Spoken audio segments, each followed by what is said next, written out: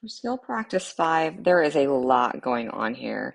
We have negatives all over the place. We want to identify the amplitude, period, phase shift, and vertical shift. And in order to identify the period, we need our B to be positive, and so we're going to employ the symmetry in order to make sure that our B is positive.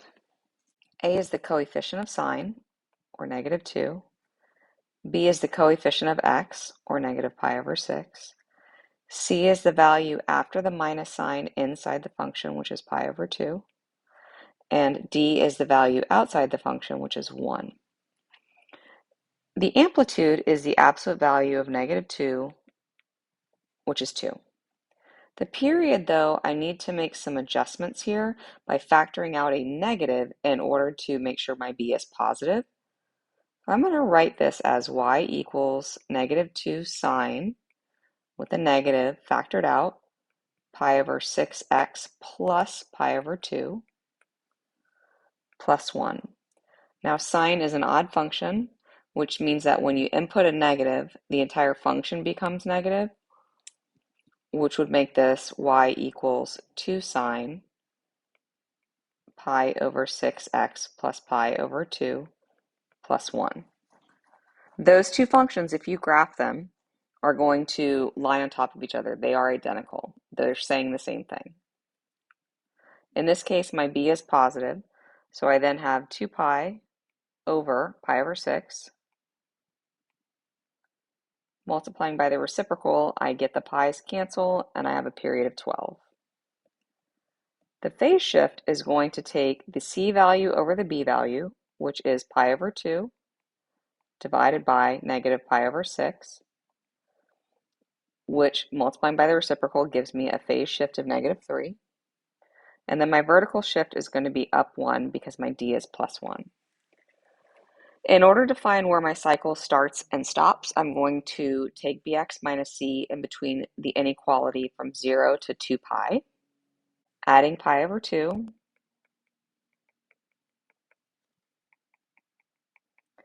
I have π/2 is less than or equal to -π/6x is less than or equal to 5 π/2. Now what I'm going to do is I'm going to divide through by this -π/6, but that's going to divide the inequality by a negative, which means that the direction of the inequality changes.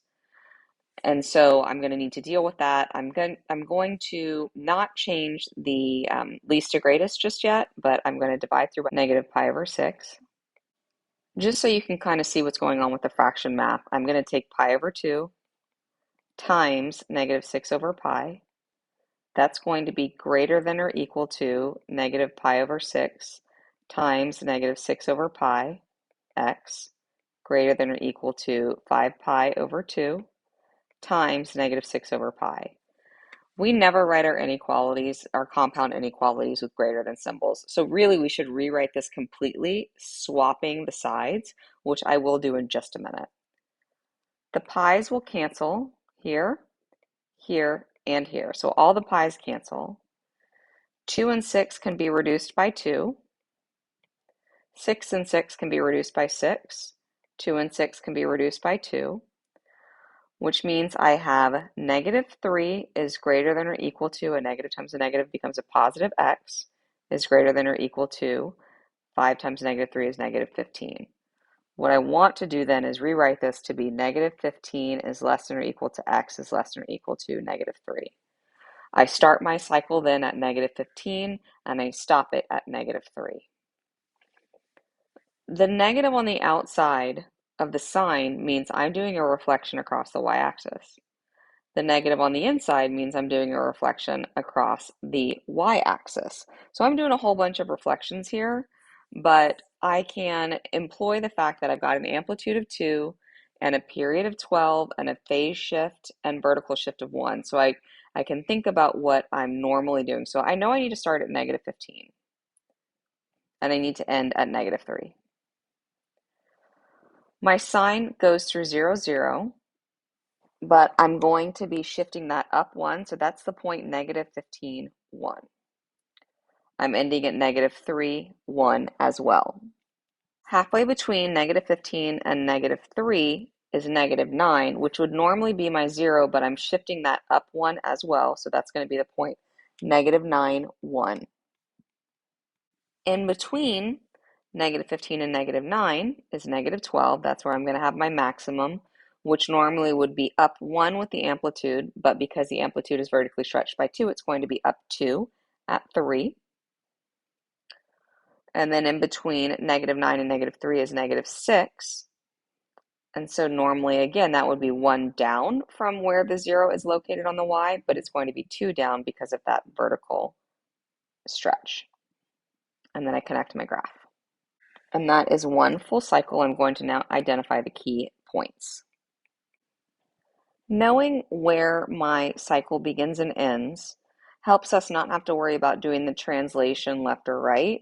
We can start our sine where we normally would, and then use the amplitude to adjust our points.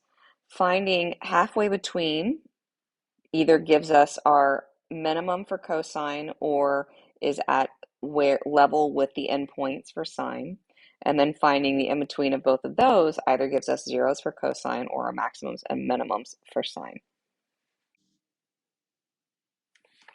Skill practice 6 talks about a metronome and the pendulum that makes a regular rhythmic click as it swings from left to right. Metronomes are used with music to help pace people.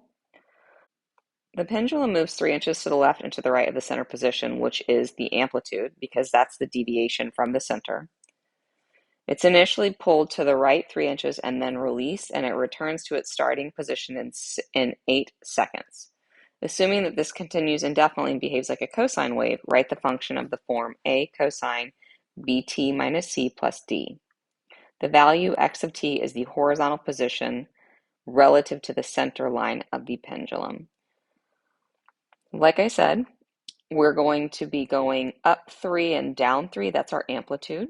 So we're going to say that our amplitude equals 3. Our period is 0.8. That's how long it tells us to get back to its starting position. And we know that our period is 2 pi over b. I can set those two things equal to find b. Multiplying both sides by b and dividing by 0.8, we get that b equals 2 pi over 0.8. Now, I don't really want to write decimals in this. I want to use pi and nice fractions. So I actually could write 8/10 as 4/5. And I could say that b is equal to 2 pi times 5 over 4, or b is equal to 5 pi over 2. Now, the graph is not being shifted left or right, up or down. It's just going, we just have a different amplitude and period. We can put this together by saying that the function x of t equals our amplitude, cosine, our b value of 5 pi over 2, t, minus 0 plus 0. So this is our function. And that's it for this section.